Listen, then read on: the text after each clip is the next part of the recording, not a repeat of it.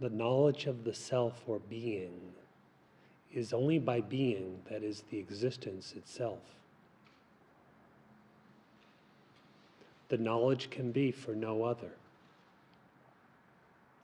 The conception of another, the assumption of existing as an individual, distinct from absolute, undifferentiated, formless being, is itself the cause of ignorance, the experiencer of ignorance, and the only substance to ignorance, manifesting as myriad misidentifications.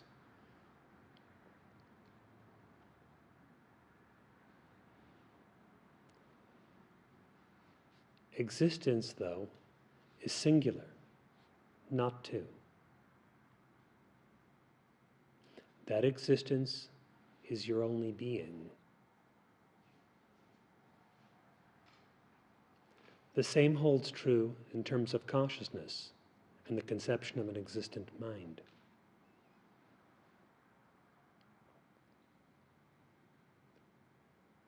If you wish to proceed toward the realization of being, there is no distance to traverse, nor some objective thing to be obtained.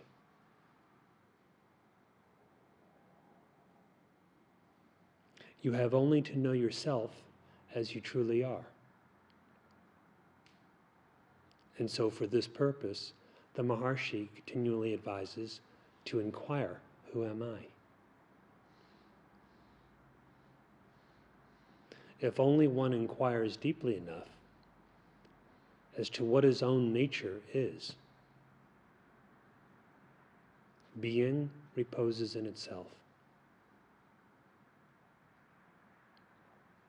There is then self-knowledge. And the very cause of ignorance, the one who would be ignorant, is found to be non-existent.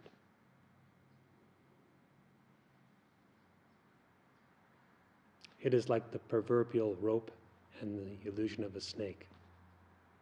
The rope itself appearing as if a snake, only in the eyes of delusion. When delusion ceases, there's not a trace of the snake.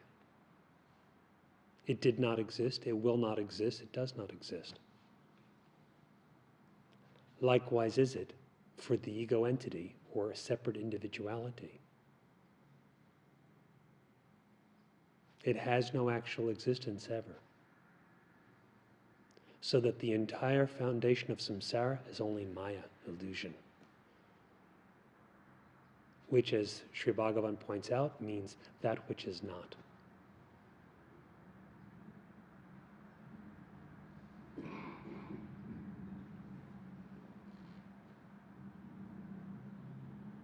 Therefore, if you would seek to know yourself, to realize the self, you must make your approach non-objective.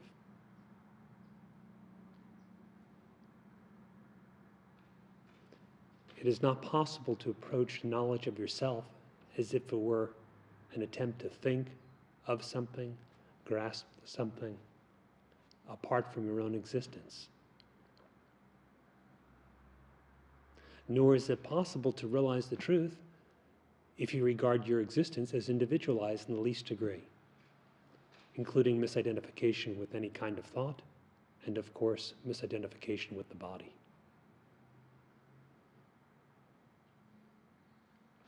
If you erroneously conceive of yourself as an embodied individual, with the attributes and activities of an embodied individual, then the self will appear as if elsewhere, maybe not in space or time, but elsewhere in your experience.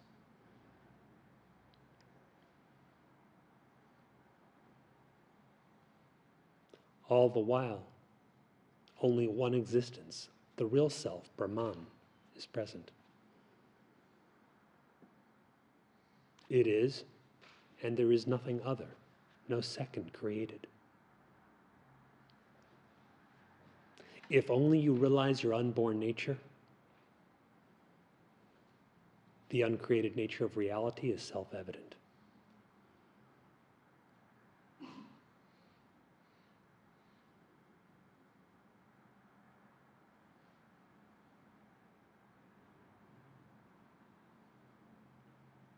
Quest within yourself in search, as the Maharshi says, of the origin or source of I. It is the same as seeking out, who am I?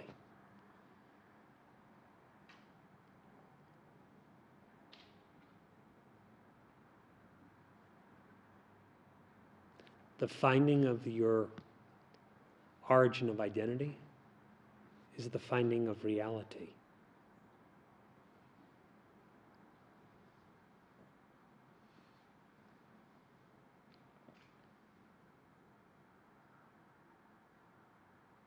Whatever you regard as real derives its quality of reality, of being real, from you.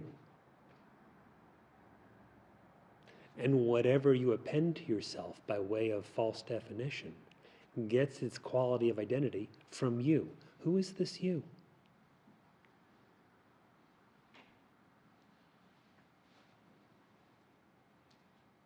How the same principle applies to happiness should be self-evident, as happiness is within and not derived from external sources.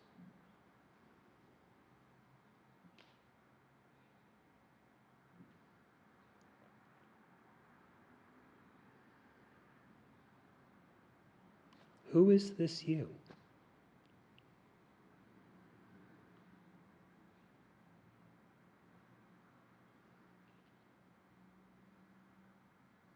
Sri Bhagavan says the nature of the inquirer is the answer. And there can be no other answer.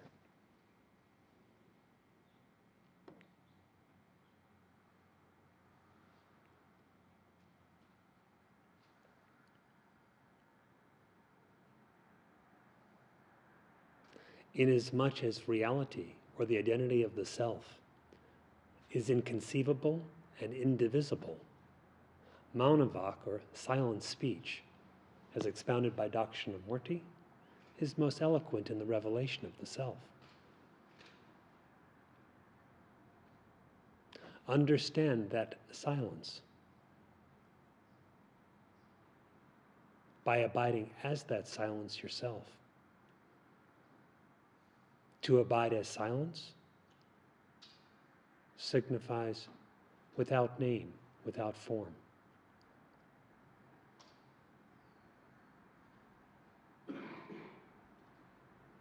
When the illusory superimposed name and form are discarded, for they have no actual existence, what remains is your real nature of Satchidananda, being, consciousness, bliss.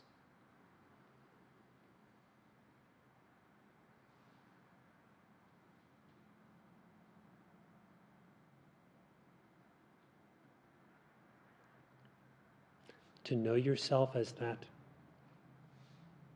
only that, never distinct from that.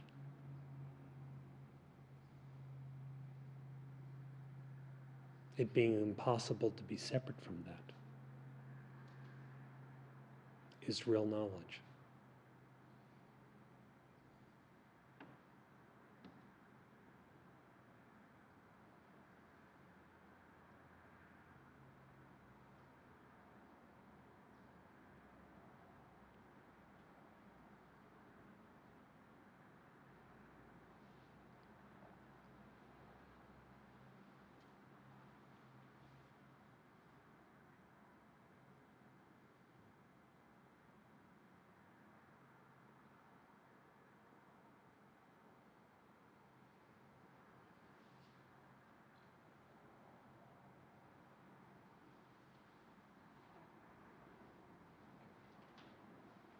Wherever I seems to rise, seek its source.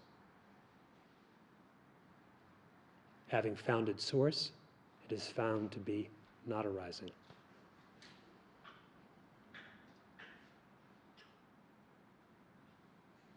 The unborn gives birth to nothing.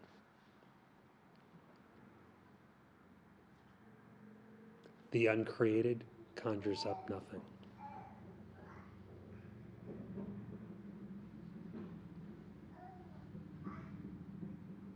In highest truth, samsara is impossible.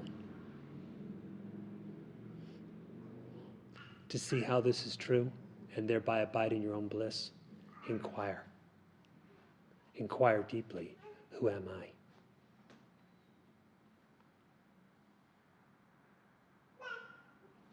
And if you have a question this morning, at any point, feel free to ask. Or if you want to relate your own experience, at any point, feel free to speak.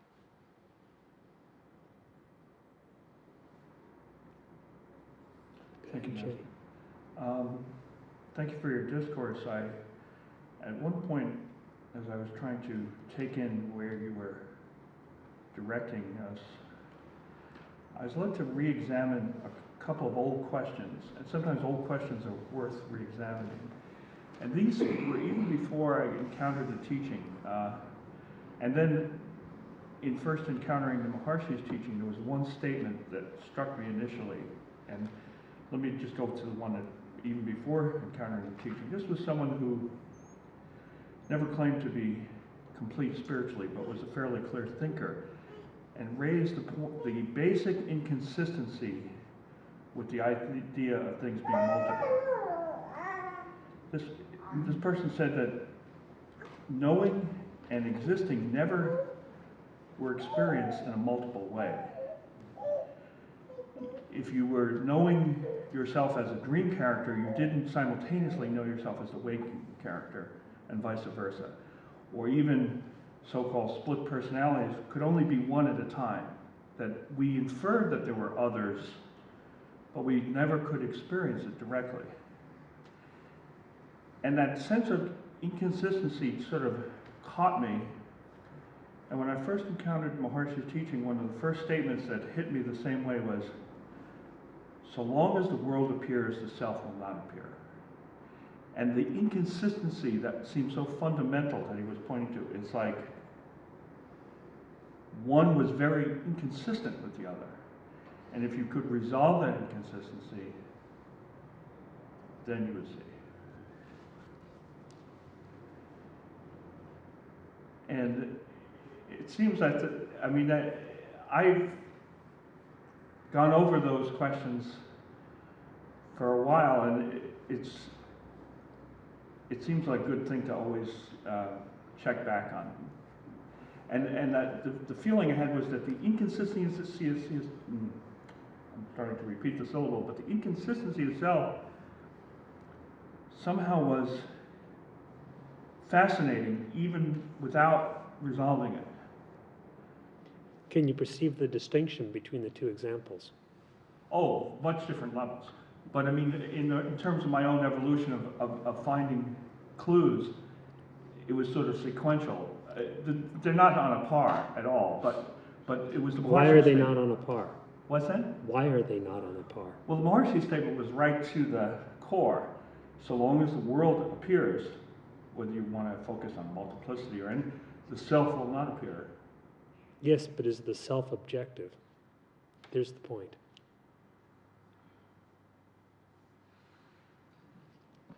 You see, in the first example, you're saying you can only have one objective form of existing or knowing at a time. Right.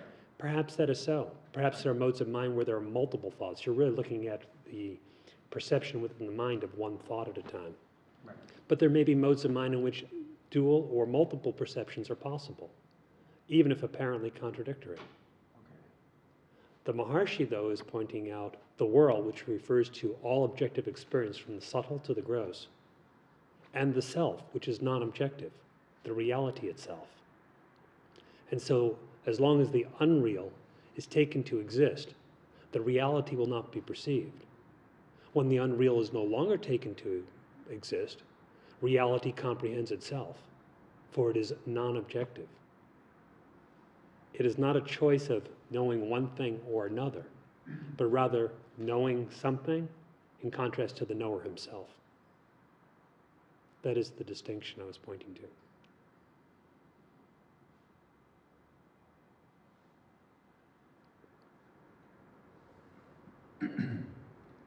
So it's inconsistency in a much different sense. Inconsistency is between two things. Right. And this is not between two things.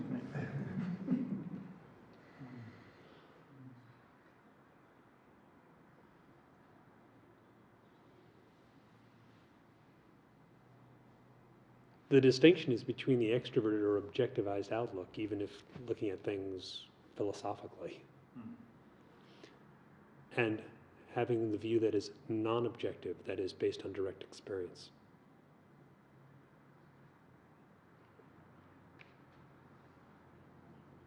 Or again, we can look at it this way. The distinction is between various modes or permutations of the unreal, in contrast to the knowledge of reality.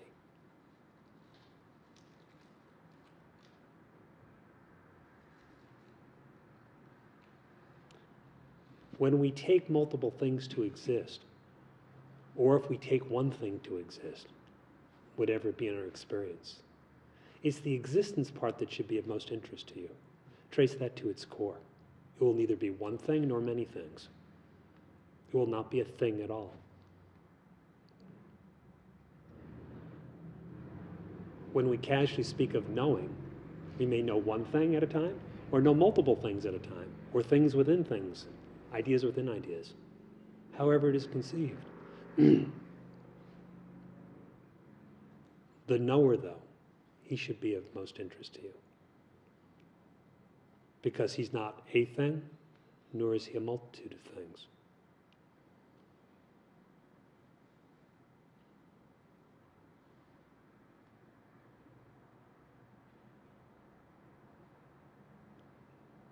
Is it clear what's being pointed out?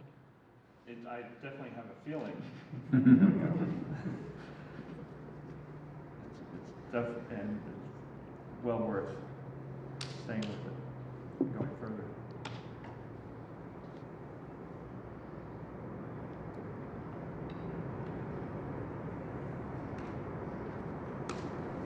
Gita, I was reading this last week, the unreal never comes to be, and the real is, let's see if I can get it right, the real never ceases to be. And this is seen by those who are the wise. And that wisdom seems to spring just like what you were talking about this morning, knowledge, the real, or being the real, and not being or taking oneself to be the unreal, which is the mind or the delusion. And this morning we were reading the Maharishi, and his statements of making self-inquiry. And just, it's so clear in the experience of sweeping away the mind stuff.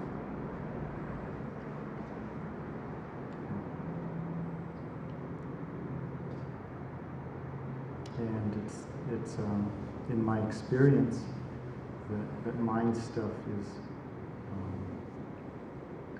is the delusion. And if we didn't have the teaching and the practice for the contrast between the delusion or the illusion and the real, who I am, what a terrible mess it would be.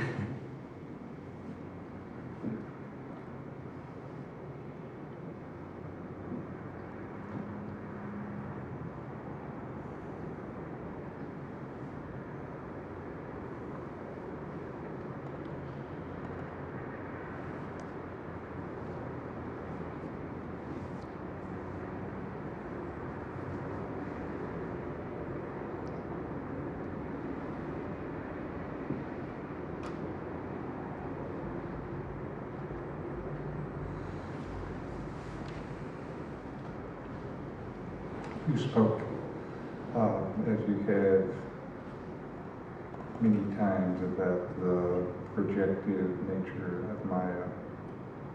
And one of the things that I continue to use in my own practice is when there is the sense of this, then I see that, I know now that this is a sure sign this kind of projected identity. And right at that point is worth picking up the inquiry and looking to see where the reality of this comes from. The reality is always there.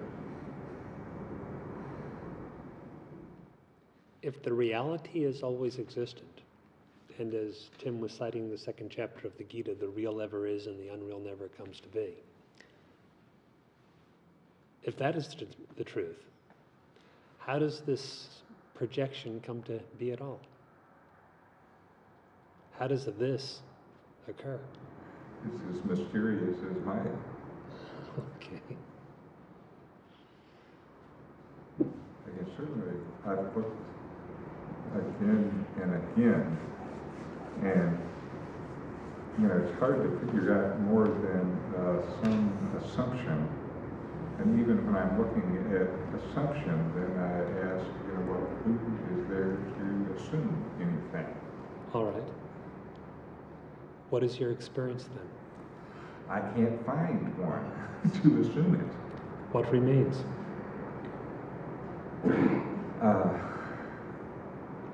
Much more peace than, well, I'm concerned with this. Does the concern return? The concern, this comes back. How?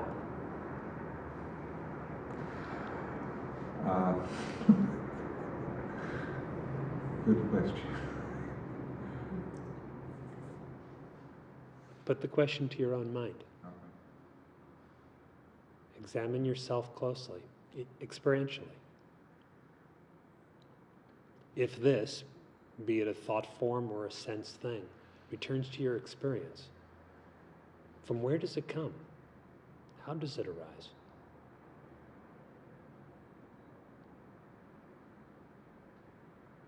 Does it have an independent existence of its own? Or does this conjuring depend on you?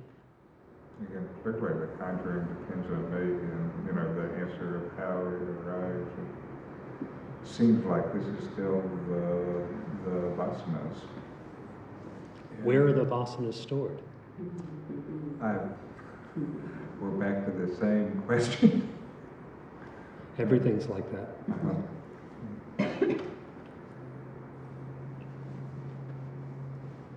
Yeah, certainly again, the reality is there.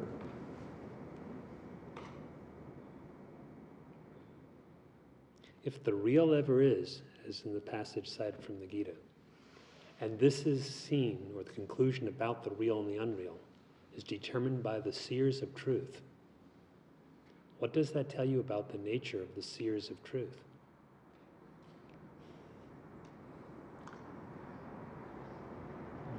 They can't be a this, certainly. So then they cannot arise as individuals. Brahman alone is the seer of Brahman.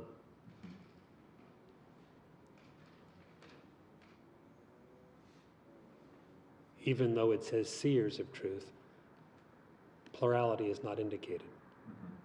One self is indicated, that one self abiding as all. It seems like it's more like the beers of truth than the seers of truth. Okay. But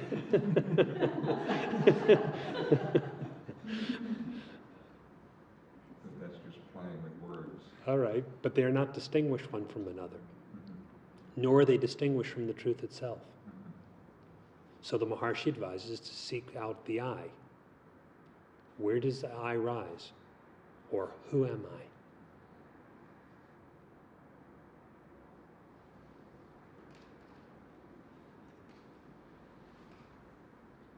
In one of his verses to Arunachala, he says, no idea of I saw could arise. So how could an idea I did not see arise?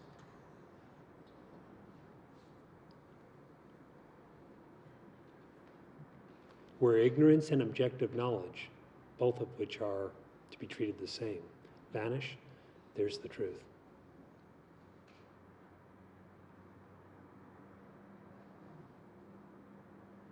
To realize it, keep plunging into the nature of I.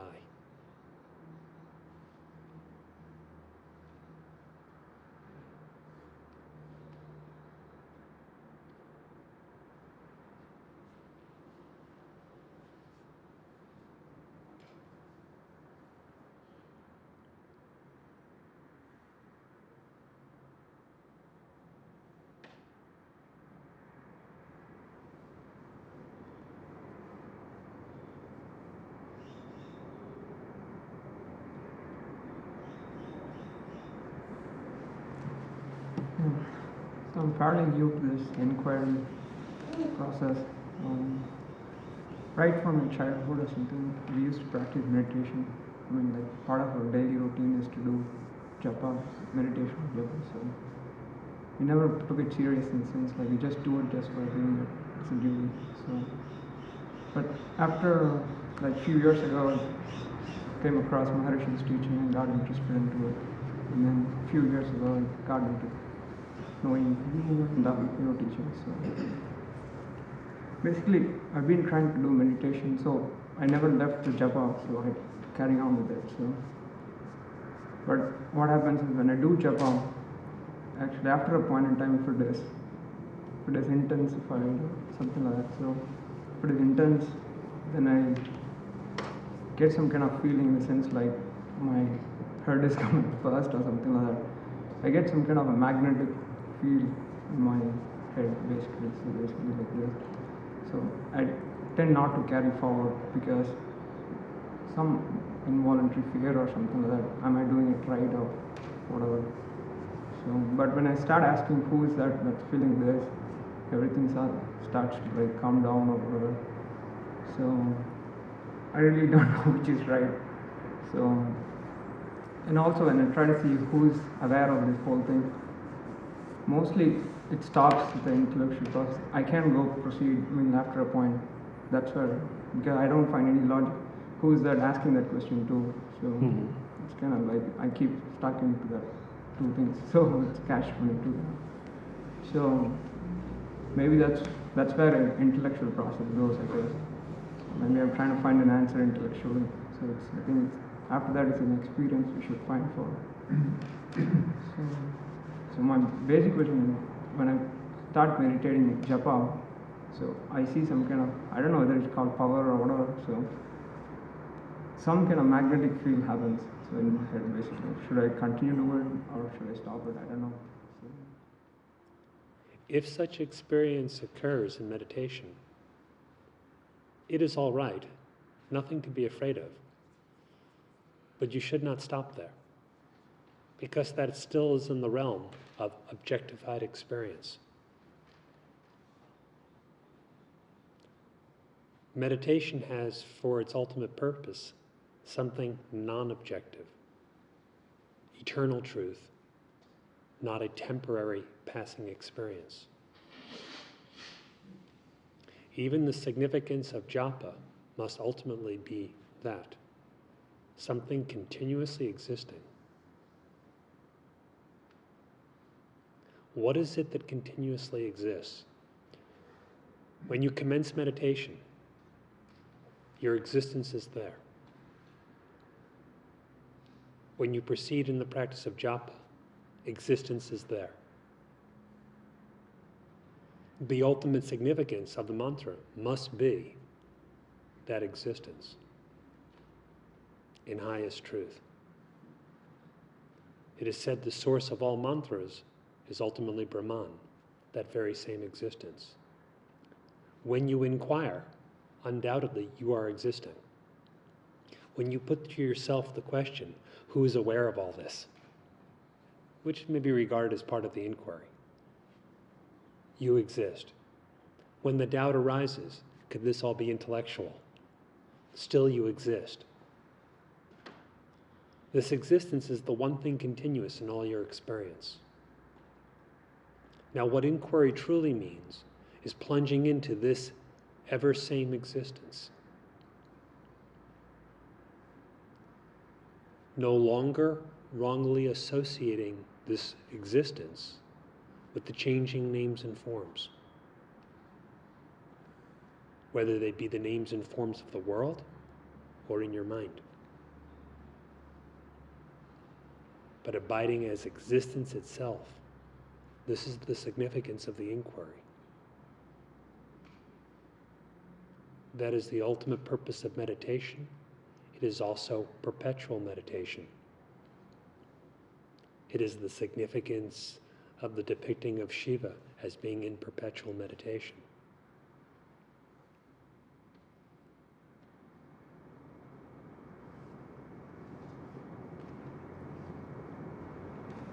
So, your point is, should I focus on, like, I cannot be aware, like, I exist throughout, as you say. Like, I exist all the time, even through meditation and all this stuff. Should I just think about that fact that I exist all the time, continue doing it? Or? If you think about it, it will do no harm. But the inquiry really proceeds once it is off the level of mere thinking. Already you know that you exist, and you know that without thinking. You do not have to think, I am, in order to know that you are. You do not need your eyes, your ears, your skin, touch, taste, smell. You don't need any of the senses to know that you are. You do not need to think to know that you are. If thought ceases, you know that you are. If thought is very diffused and spread out, you know that you are. If it is concentrated, like while doing japa, you know that you are. How do you know this? Trace this deep knowledge, which is invariable, to its source. When you're awake, you know that you are. When you're dreaming, you know that you are. In deep dreamless sleep in which there is no thought and no world, you still know that you are. Trace out this knowledge, trace out this existing, this fact that you are.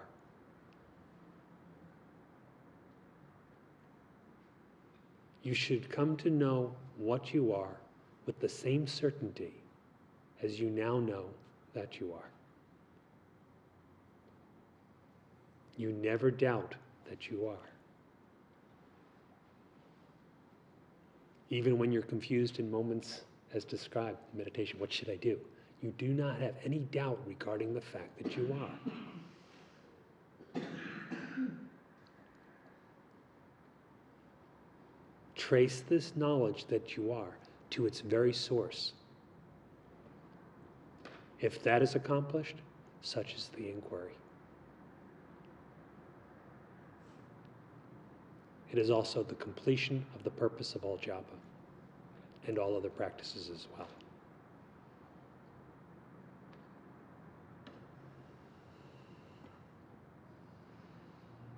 Is it clear how to proceed?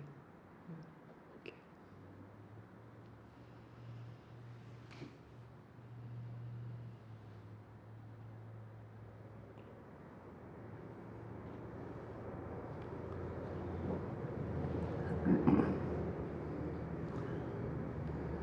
It kind of, with your discussion just now, reminds me of that question, I guess, that was posed to Maharshi about not this, not this. And I was surprised by the answer, I guess, because, I thought, okay, that sounds like an obviously good meditation. You eliminate what's objective. However, I guess the essence of the answer was that you have to be looking for yourself. And I think in my meditation I make that same mistake where I try, and I typically meditate on not this type of meditation where this is objective, what is non-objective. And it seems like, when I'm here, obviously it seems like it goes deeper, right? Where I don't grab onto something else that's objective. When it is stated, whether it be in the Upanishads, in the Maharshi's teaching, or elsewhere, that you should negate the objective, Does that mean that the objective still remains? Yeah, definitely means the objective. I mean, the meaning of it is that the objective is dissolved.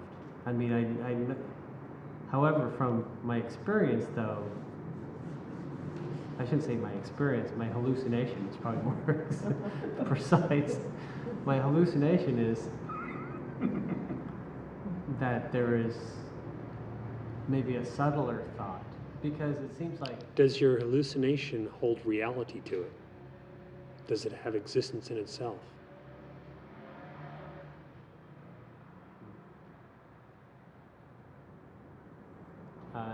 in its, you mean like as As its own- anything. as anything.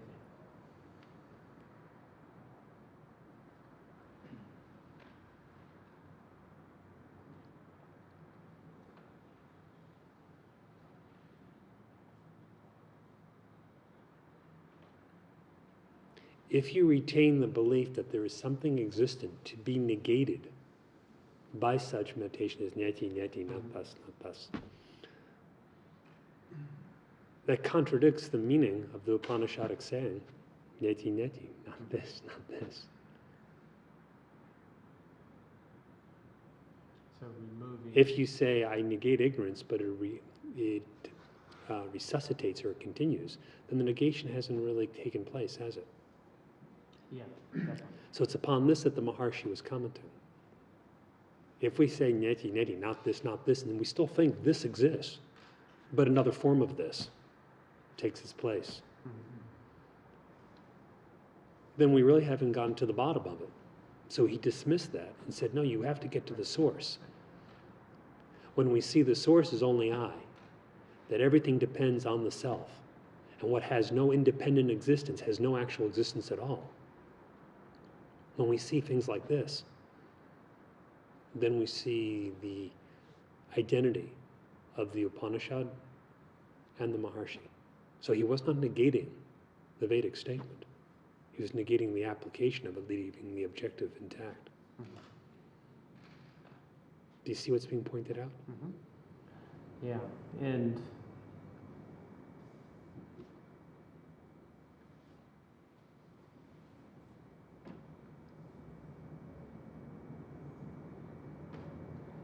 so it seems like those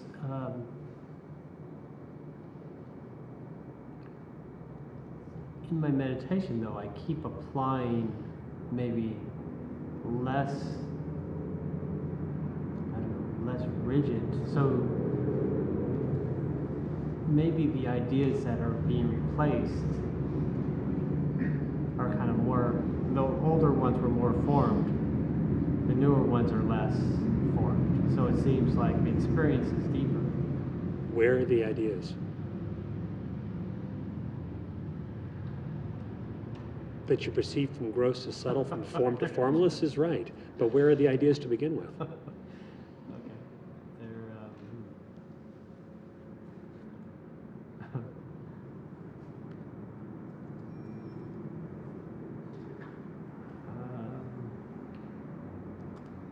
yeah, that's not possible to, it's kind of all make-believe in a certain sense. Because they're not anywhere. What remains?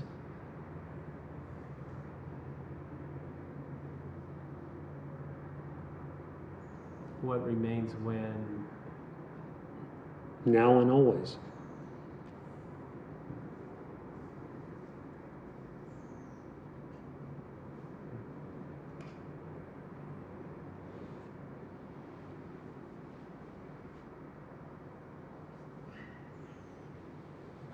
it's definitely not anything conceptual. Where are your ideas? Do you have them? Can you show them?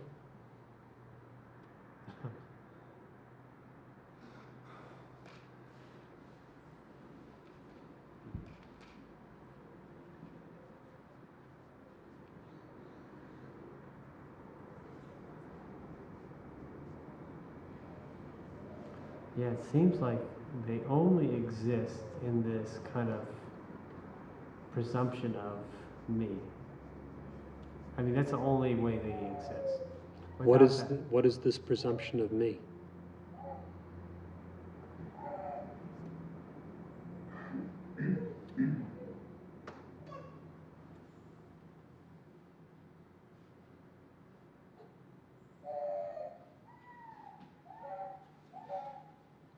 Is there one who assumes it?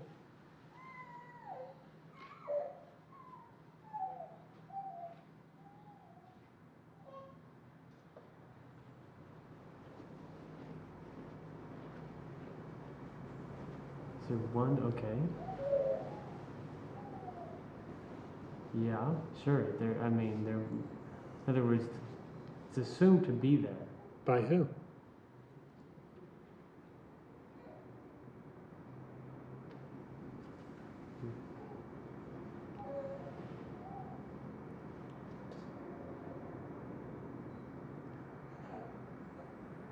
Not by it. Not by the. I think that's It can't assume itself. right. Is there another who assumes it? Yeah.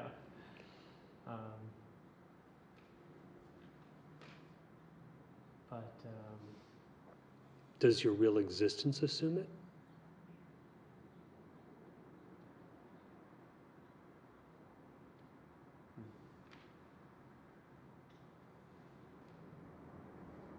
yeah, that doesn't make sense.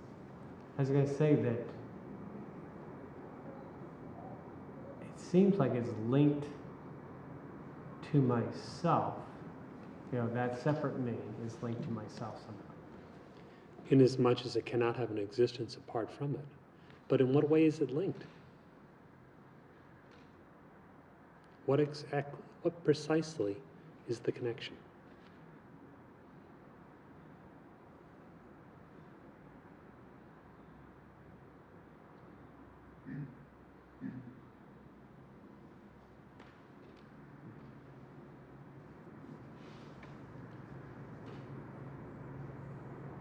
I was going to say everything that's built on afterwards, but that doesn't make sense. That wouldn't be the link.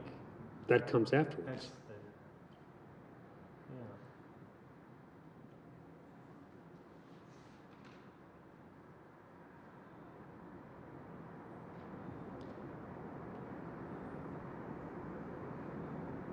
And the mere fact that I exist or that I'm aware,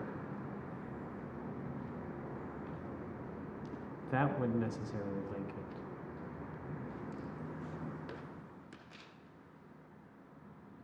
So where is the connection point, or where is the transformation point? From the real self to the individual. It can't come from itself, you've already seen. It cannot come from what comes after, because what's after arises only after the I has come about.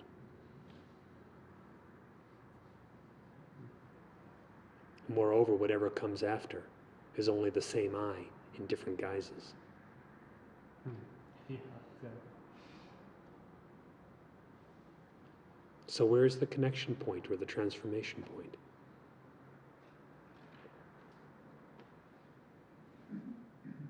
A connection point must be a relation between two things. A real self and an assumed self. But that sounds kind of crazy. To have a connection between the real and the unreal? Yeah. The entire samsara is an act of lunacy. The real self and the unreal self.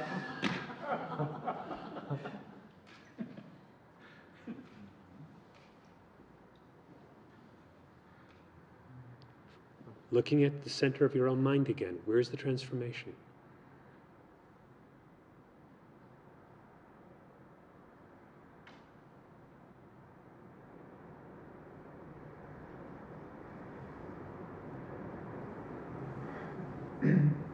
You know, it seems like there isn't necessarily, for some reason, what the mind goes outward, and that I don't know.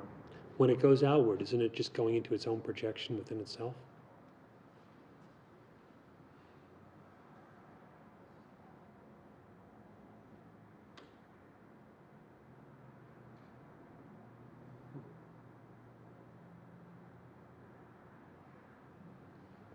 An outward turned mind is simply one that believes in its own imagination, inclusive of the world imagined in it.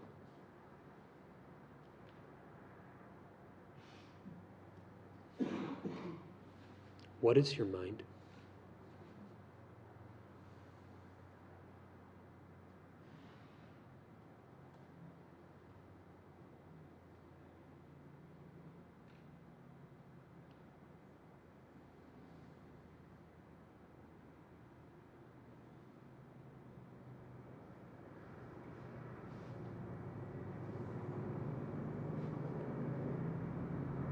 It doesn't seem like the mind is formed. I mean, it's not a form. If it is unformed, what is its nature?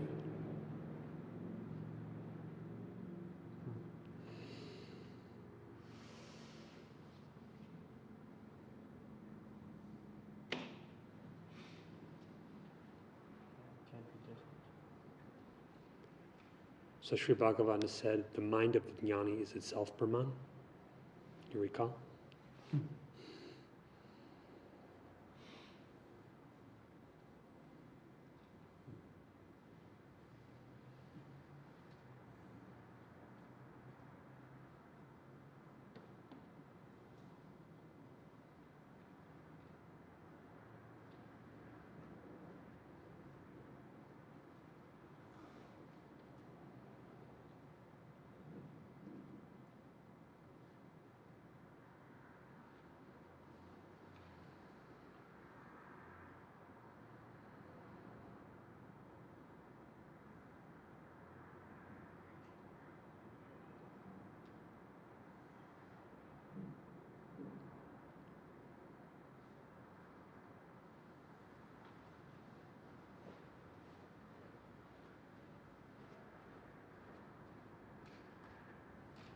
Continue with the inquiry into the nature of I. You can't do otherwise anyway. That's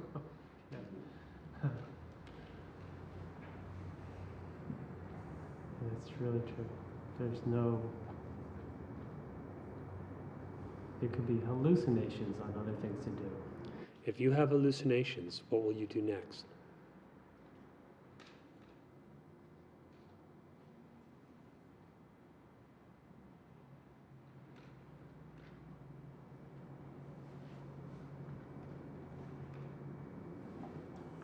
Seems like the only thing you can do is to apply correct meditation.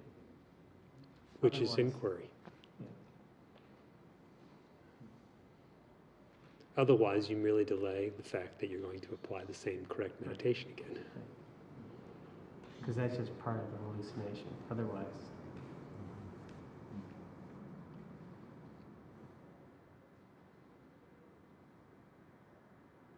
And you can't but inquire, because the end, which in its perfect fullness is always existing, is itself manifesting as the means.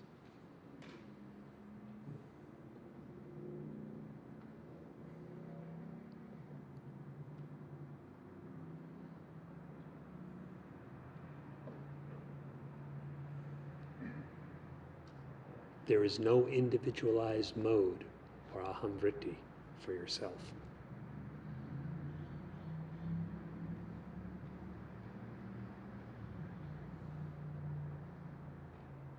And there's only one of you. There is no connection between the real and the unreal. For one is existent ever, and one is non-existent forever.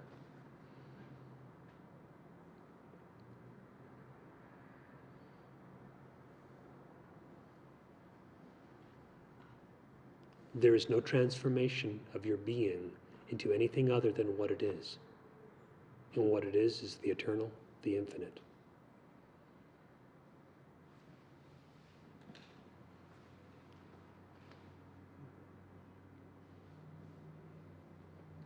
That being always is. There's no one to be ignorant of it.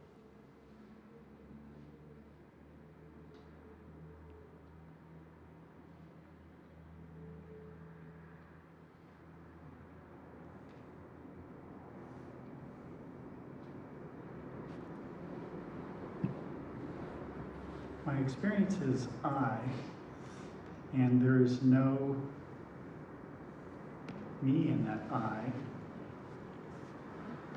And if there appears to be a me in that I, that's just more I. It's not something different. And the notion that there is something different,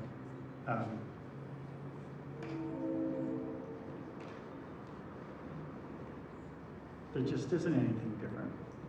That's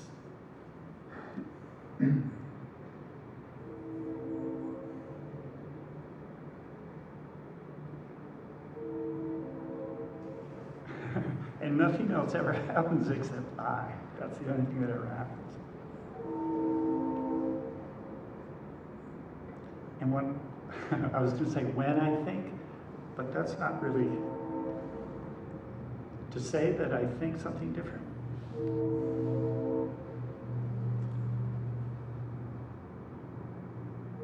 That doesn't actually happen.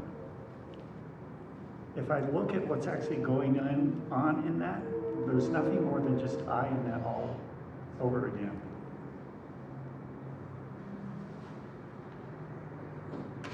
So it's just like discovering, or not discovering, it's more like just continual revelation, I, without anything else other than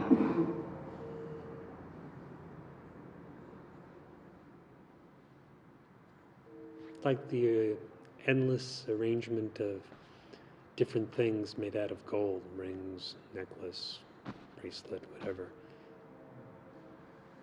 All of them being just the same substance, the gold, or endless waves in the ocean. They're all the same substance, the same water, revealing itself.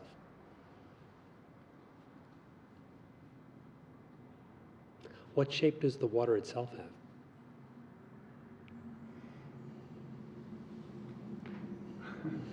It only has I.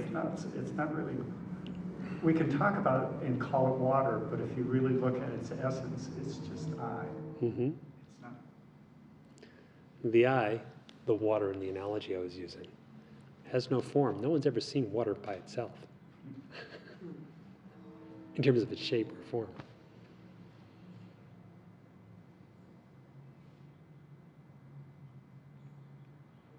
No more than anyone's seen the shape of space. The shape of space. That's Likewise, no one has ever seen the form of I.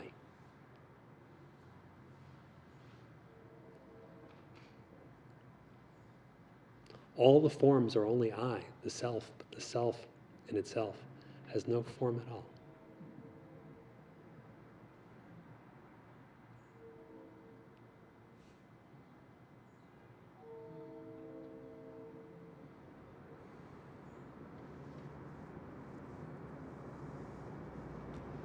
It's so peaceful because there's nothing that ever interrupts itself other than itself, which is not an interruption. It's just more. It's just more of itself.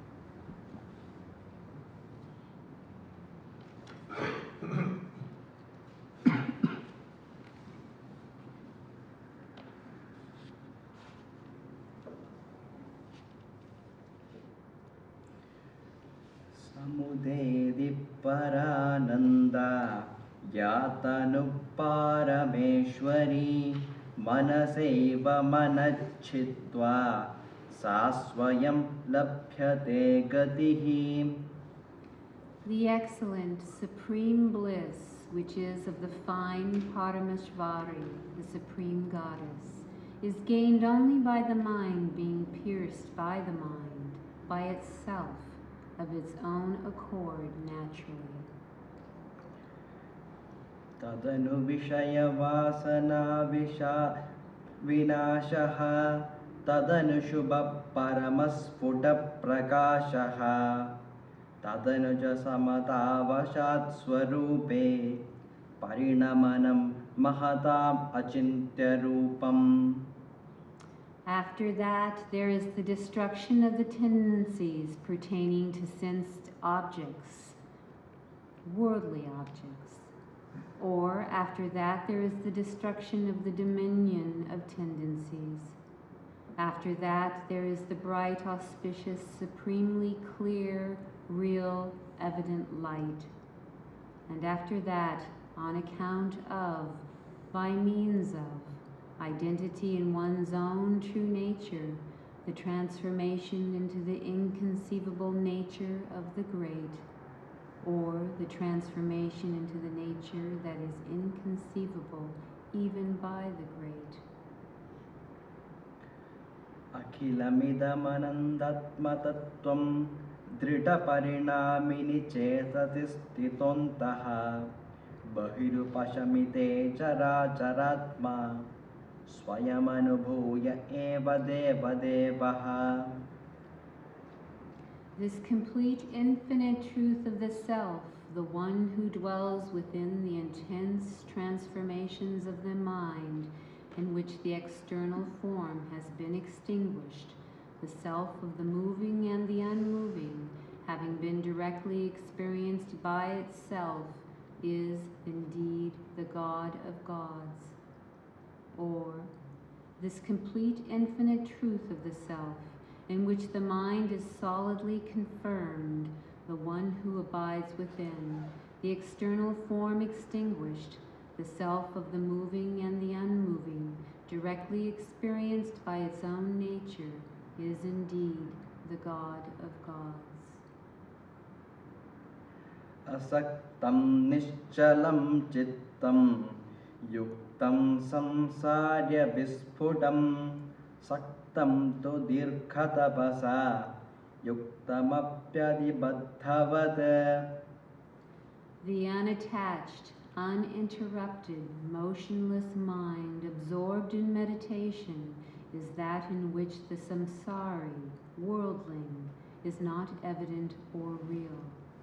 Or, the unattached, motionless, concentrated mind is not clearly evident in samsaris. The attached one, even though engaged in long time tapas, is as if very bound. अन्तःसंसक्ति निर्मुक्तो जीवो मधुरवृत्तिमान् बहि कुर्वन् अकुर्वन् वा कर्ता भोक्ता न हि क्वचित्. The jiva who is liberated from inner attachment is in the delightful state of being, externally acting or not acting. There is never an actor or enjoyer. निदाघः संगः कीदृश इत्युक्तः कश्च बन्धाय देहिनां कश्च मोक्षाय कथितः कथं त्वेषः चिकित्स्यते. Nadaga said, as what is attachment described? What is the cause for the bondage of the embodied? What is it that is said to be for liberation? How is the cause of fear to be remedied? देह देही विभागैक परित्यागेन भावना देह मात्रे हि विश्वासः संगो बन्धाय कथ्यते. Ribhu said, The concept, imagination, with complete disregard of the distinction between the body and the embodied, entirely dwelling as the body alone, is said to be the attachment that leads to bondage. सर्वमात्मेदमात्रं किं वाञ्छामि त्यजामि किम् इत्यसङ्गस्थितिं विद्धि जीवन्मुक्तनुतिष्ठताम्. All this is the self. In this respect, I. What shall I seek? What shall I abandon? Thus know the abidance in non-attachment to be the manifest state of the Jivamukta. नाहमस्मि न चान्योऽस्ति न चायं न च नेतरः सोऽसङ्ग इति सम्प्रोक्तो ब्रह्मास्मीत्येव सर्वदा. I am not, another is not, also this is not, also another than this is not. This is declared to be non-attachment. Thus, I am Brahman indeed. नाभिनन्दति नैष्कर्म्यं न कर्मस्वनुषज्यते सुसमो यः परित्यागी सोऽसंसक्त इति स्मृतः. Thus, superbly adhering to not acknowledging inactivity and activity, abiding very well in equanimity, he, the one who renounces, should thus be thought of as one who is not attached. सर्वकर्मफलादीनां मनसैव न कर्मणा निपुणो यः परित्यागी सोऽसंसक्त इति स्मृतः. He who is the skillful renouncer of all the results of actions in the mind, indeed, not of the actions, is to be thus thought of as one who is non-attached. असङ्कल्पेन सङ्कल्पा चेष्टा नानाविजृम्भिताः चिकित्सा भवन्तीह श्रेयः सम्पादयन्ति हि. By no concept, no sankalpa, the various activities expanded from the fixed concepts are remedied, now and here, and thus is made full and complete what is excellent,